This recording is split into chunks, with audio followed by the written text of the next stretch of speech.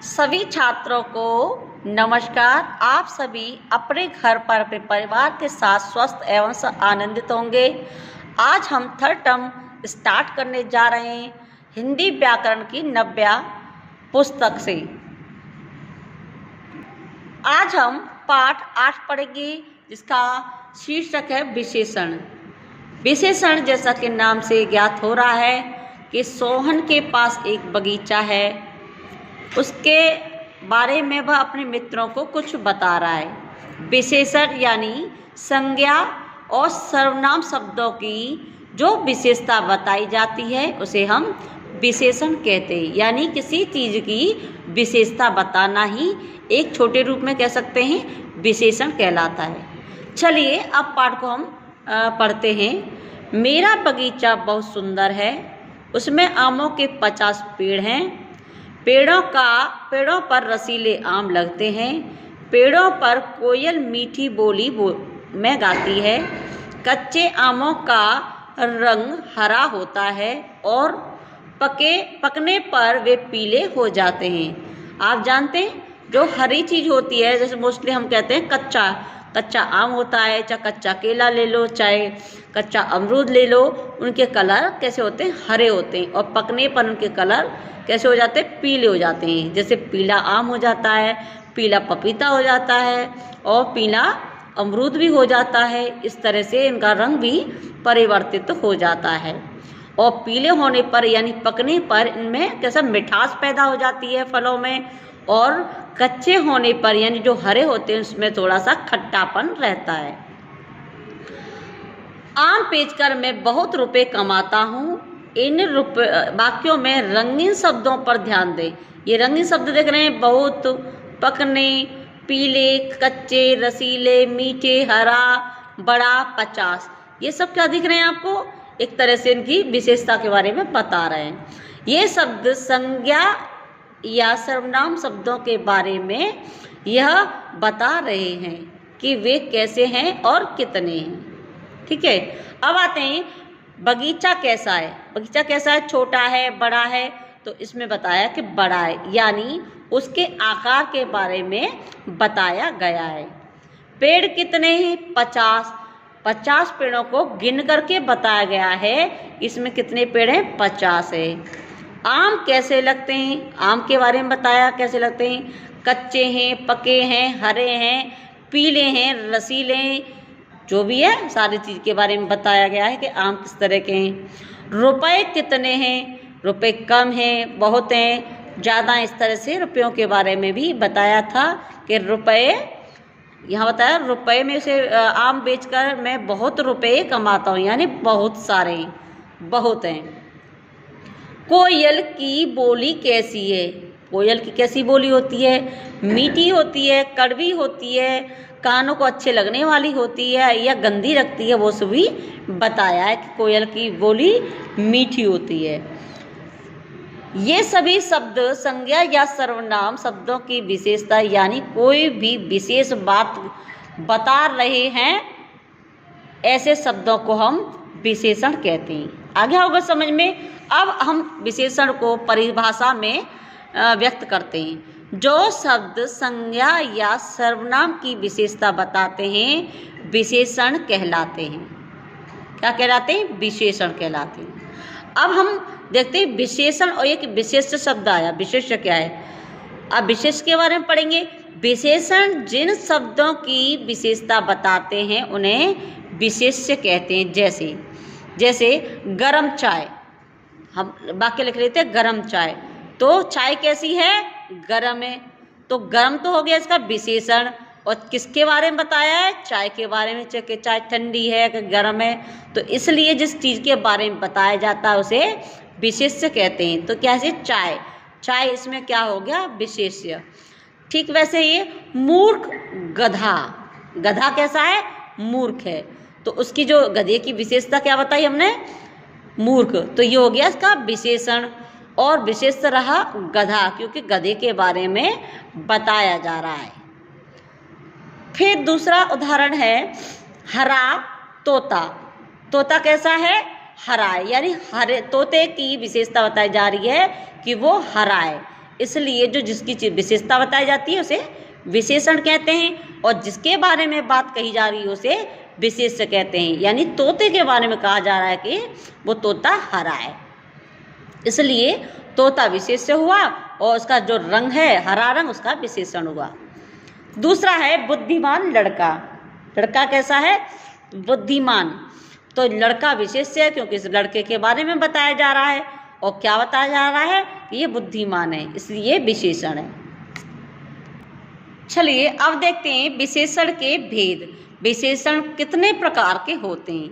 तो हम देखते हैं कि विशेषण खासतौर पर 4 प्रकार के होते हैं। इसमें पहला है गुणवाचक विशेषण, यानी जो शब्द संज्ञा या सर्वनाम के गुण, दोष, आकार, अवस्था, रूप, रंग आदि के बारे में जो बताते हैं उसे गुणवाचक विशेषण कहते हैं। जैसे इसमें उदाहरण दे रखा है चतुर लोमड़ी। लोमड़ी कैसी है? चतुर है, यानी उसकी विशेषता बताई जा रही है कि लोमड़ी चतुर है, मूर्ख नहीं है। दूसरा उदाहरण है आदमी, जो बूढ़ा आदमी। आदमी कैसा है? बूढ़ा है, जवान है, बच्चा है, कैसा है? तो इसमें ये विशेषता इसकी ये है, इसकी अवस्था कैसी है? बूढ़ा है, बूढ़ा अवस्था है। अब इसमें लाल गुलाब यानी रंग के बारे में पूछा गया है कि गुलाब का रंग कैसा है? लाल है, तो ये रंग बता दिया गया है। अब इसमें सुंदर मोर, यानी मोर कैसा है? बुरा है, अच्छा है, गंदा है, ये सब क्या है? सुंदर है, ये सुंदर मोर है। इसलिए इसका क्या होता है? रूप बताया गया है कि अच्छा है कि बुरा है कि सुंदर है, तो ये हो गया रूप, यानी मोर सुंदर है। तो अब हम दूसरा देखते हैं विशेषण परिमाणवाचक विशेषण। जिन संज्ञाओं को हम नाप तोल सकते हैं उसे परिमाणवाचक विशेषण कहते हैं। चलिए आगे पढ़ते हैं। वे शब्द जो संज्ञा अथवा सर्वनाम शब्दों की माप तोल बताते हैं उसे परिमाणवाचक विशेषण कहते हैं। जैसे हम कौन कौन सी चीज़ नाप सकते हैं? जैसे आप चीनी, गुड़ और गेहूँ, चावल, चना, दाल, बाजरा, ये सब क्या है? हम तोल करके नाप सकते हैं, तोल सकते हैं कि ये कितनी है। दूसरा है चाय की पत्ती से 250 ग्राम चाय की पत्ती, ये क्या है? सो आपने एक्यूरेट नाप लिया, कितनी है? 250 ग्राम चाय की पत्ती, 250 ग्राम।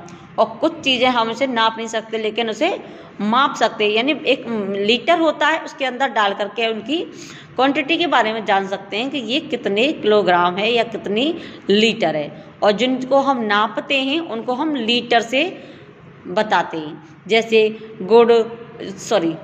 जैसे तेल, पेट्रोल, घी, पानी, दूध, ये सब क्या है? लिक्विड फॉर्म में होते हैं, तरल पदार्थ होते हैं, इनको हम किसे लीटर में नापते हैं। तो इसलिए जिन्हें हम माप सकते हैं, तोल सकते हैं, उसे परिमाणवाचक विशेषण कहते हैं। अब तीसरे तरह का जो विशेषण आता है वो है संख्यावाचक विशेषण, यानी जिन्हें हम गिन सकते हैं उन्हें हम संख्यावाचक विशेषण कह सकते हैं। जैसे वे शब्द जो संज्ञा अथवा सर्वनाम शब्दों की संख्या को बताते हैं उसे संख्यावाचक विशेषण कहते हैं। जैसे इसमें बोला 1 दर्जन केला, यानी आपने गिन लिया 1 दर्जन केला है। आपके कक्षा में 40 छात्र हैं, आपके घर में 4 मेंबर हैं। इस तरह से जिन्हें हम गिन सकते हैं उसे संख्यावाचक विशेषण कहते हैं। इसमें दूसरा उदाहरण है 10 पेंसिल है, यानी इस बॉक्स में 10 पेंसिल हैं, इसके पास 3 सेब हैं और ये 4 हिरन हैं। इस तरह से हम इन सभी को गिन सकते हैं। जो गिनने योग्य होती है उसे संख्यावाचक विशेषण कहते हैं। चौथे नंबर का जो विशेषण आता है वो है संकेतवाचक विशेषण, यानी इशारों से बताना, संकेत करके बताना कि ये क्या है, उनके बारे में बताना, उसकी क्वालिटी के बारे में बताना, वो होता है संकेतवाचक विशेषण। जो विशेषण शब्द संज्ञा या सर्वनाम की ओर संकेत करते हैं उन्हें संकेतवाचक विशेषण कहलाते हैं। जैसे वह घोड़ा काला है, यानी वह का प्रयोग हम दूर रखी चीज़ों के लिए करते हैं और यह का प्रयोग हम पास वाली चीज़ों के लिए करते हैं। तो क्योंकि घोड़ा है इससे दूर है, इसलिए कहा जा रहा है कि वह घोड़ा काला है, यानी जो इशारे से बताया जा रहा है कि वो जो दूर खड़ा है वो घोड़ा काला है। अब इसमें क्योंकि ये पेन नितिन के पास ही है, टेबल पर रखा है, इसलिए यह का प्रयोग किया गया है क्योंकि ये पास है। तो यह नितिन का पेन है। अब है वे लोग आगरा जा रहे हैं। ये जो पास होती हैं चीज़ें, बहुत सारी चीज़ें बहुवचन में जो चीज़ होती हैं और जो पास होती हैं उस जगह ये का शब्द प्रयोग होता है, और चूँकि वो दूर हैं और एक से अधिक चीज़ें इसलिए उनका बहुवचन है, इसलिए उनके लिए वे का प्रयोग करते हैं। यानी वे यानी दूर से इशारा करके बताया जा रहा है कि वे लोग आगरा जा रहे हैं। आगे समझ में सभी को। अब इसमें हमने क्या जाना अब तक कि संज्ञा या अथवा सर्वनाम की विशेषता बताने वाले शब्दों को विशेषण कहते हैं। जिन शब्दों की विशेषता बताई जाती है उसे विशेष्य कहते हैं। और विशेषण 4 प्रकार के होते हैं: गुणवाचक, परिमाणवाचक, संख्यावाचक और संकेतवाचक विशेषण। मैं समझती हूँ आप सभी को यह शीर्षक विशेषण आपको अच्छी तरह से समझ में आ गया होगा। आप अपने घर पर इसे पढ़िए और इसके जो प्रश्नोत्तर हैं वो भी बहुत सारे करिए और आप अपने घर में स्वस्थ रहिए और सुरक्षित रहिए। धन्यवाद।